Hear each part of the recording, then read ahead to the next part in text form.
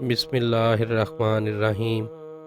حضرت واصف علی واصف کی کتاب دل دریا سمندر۔ یہ کائنات جہاں آئینہ جمال ہے، وہاں یہی کائنات مظہر صفات الہیہ اور مظہر صفات انسانیہ ہے۔ کائنات میں رونما ہونے والا ہر واقعہ، ہر عمل اور ہر کرشمہ انسان کی داخلی کائنات میں منعکس ہوتا ہے۔ سیاروں اور ستاروں کی چال اور رفتار سے لے کر ایک معمولی سی حقیر چونٹی تک ہر شے اپنے اندر ایک عجب پیغام رکھتی ہے۔ ہر شے ایک علامت ہے، خوبصورت علامت، اور ہر شے میں ایک استعارہ ہے، ایک بامانی استعارہ۔ یہ کائنات مرقع نور ہے، اس پر بہت کچھ لکھا جا چکا ہے۔ کہکشاؤں کے عظیم اور وسیع سلسلے، شمس و قمر کے جلوے، چمکنے والے ستاروں کی یہ حسین کائنات اتنی منور ہے کہ یہ سمجھنا مشکل نہیں کہ اس کو تخلیق کرنے والا خود زمین اور آسمان کا نور ہے۔ اتنی روشن کائنات ایک روشن دلیل ہے اپنے نورانی خالق کی۔ اگر ذوق نظر میسر ہو تو یہ کائنات ایک عجب تماشا ہے۔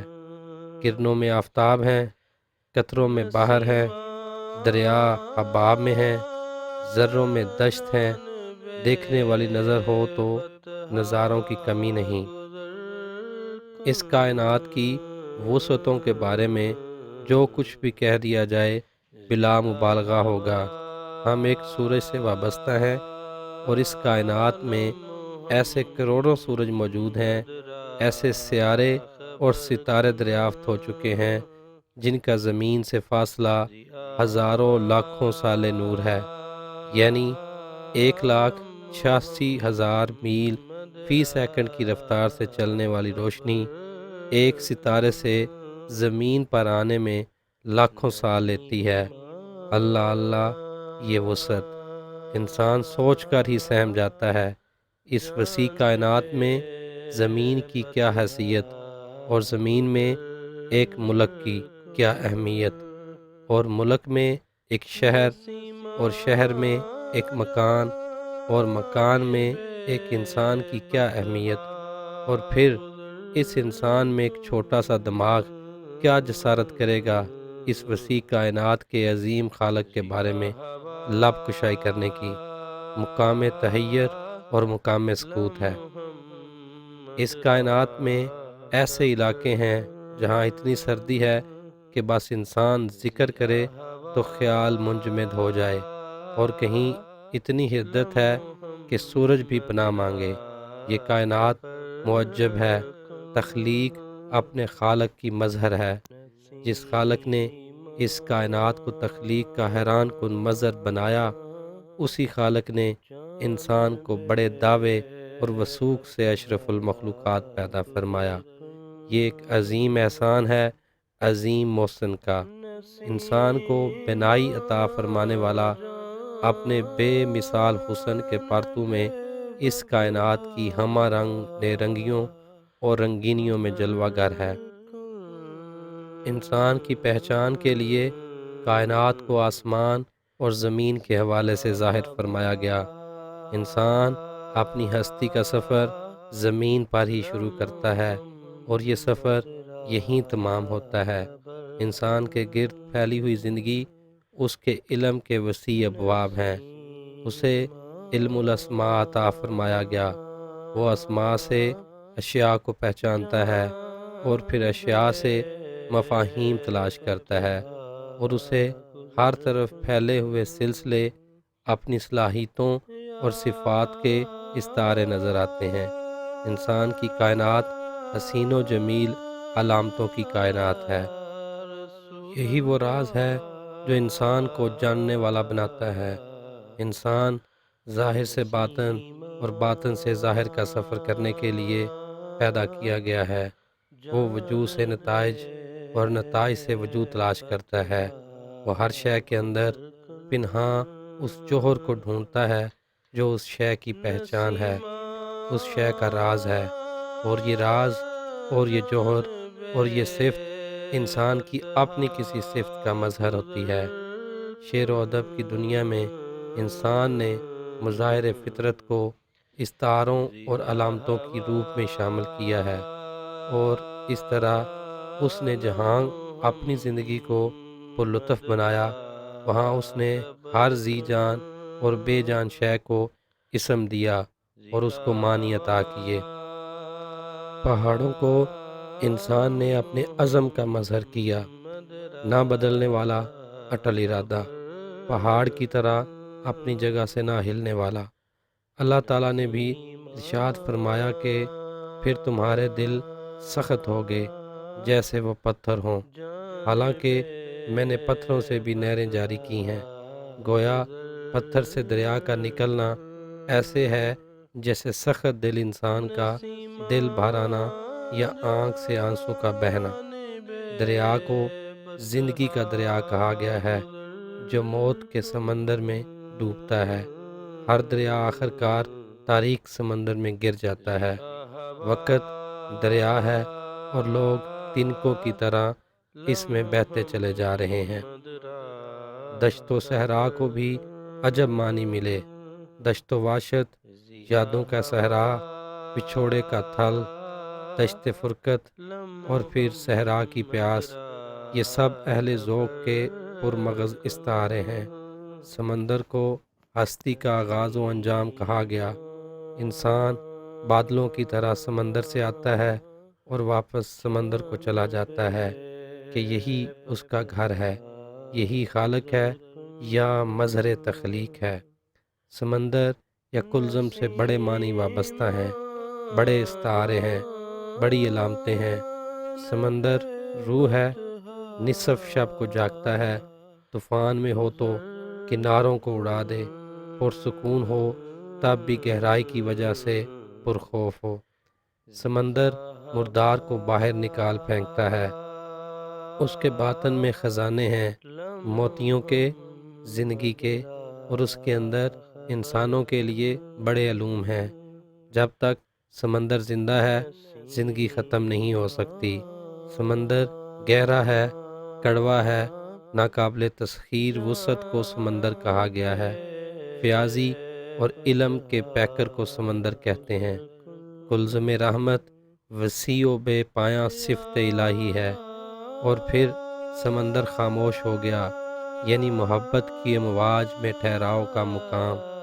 موج کے نام سے کتنا ہی لٹریچر موجود ہے۔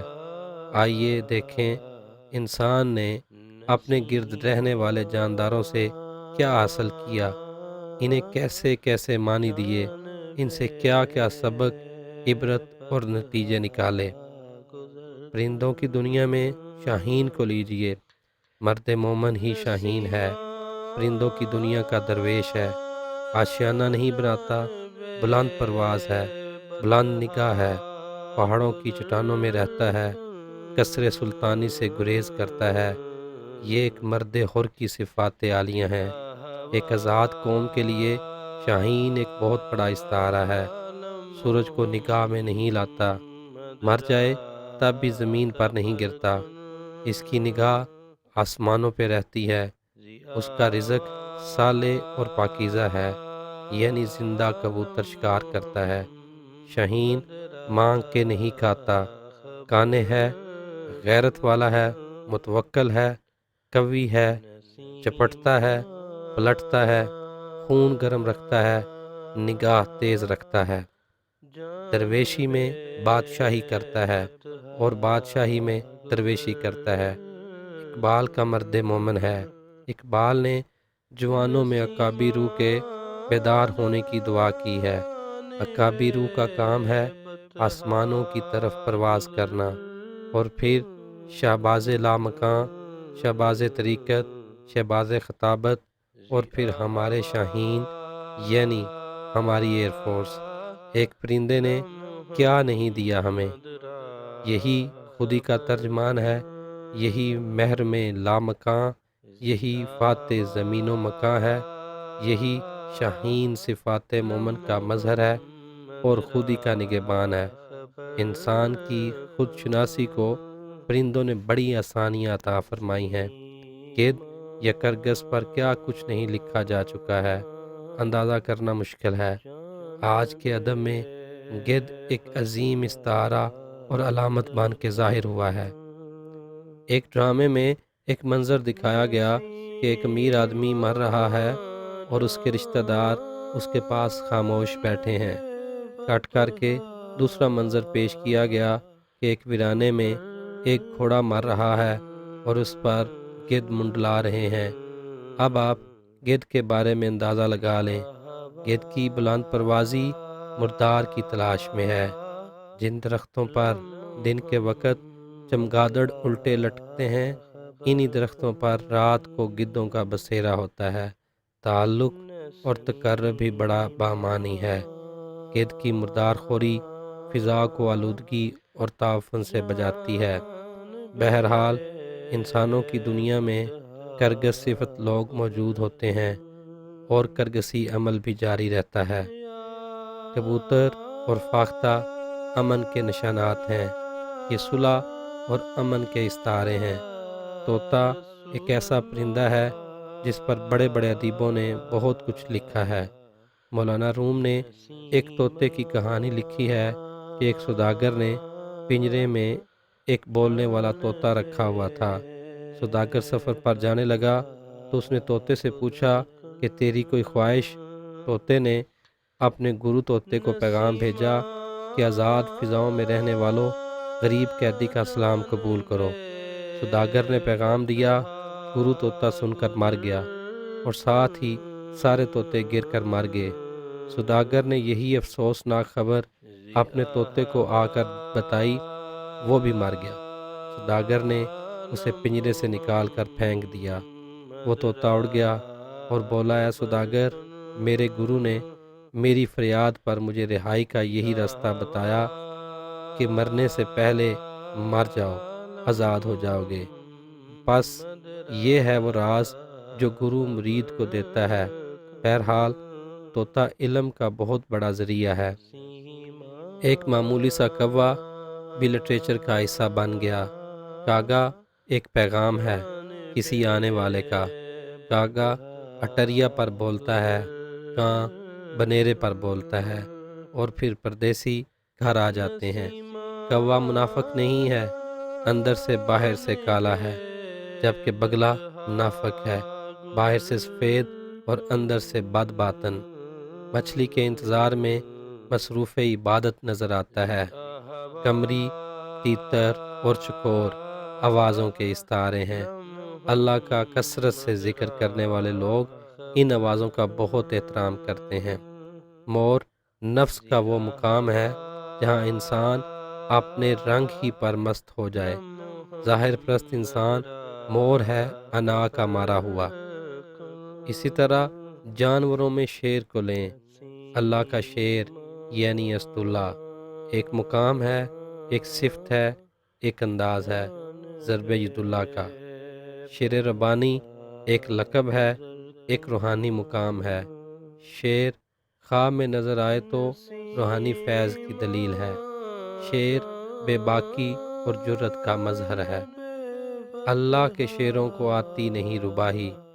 جہاں شیر دلیر ہے وہاں گیدڑ بزدل، لومڑی مکار، سانپ چھپا دشمن ہے، چمکیلا لیکن زہریلا۔ سانپ کبھی وفادار نہیں ہوتا۔ وفا کے باب میں کتے اور گھوڑے کا ذکر آتا ہے۔ کتا اگر کتے کا بیری نہ ہو تو کبھی نجس نہ ہوتا۔ گھوڑے کو لٹریچر میں بڑا حصہ ملا ہے۔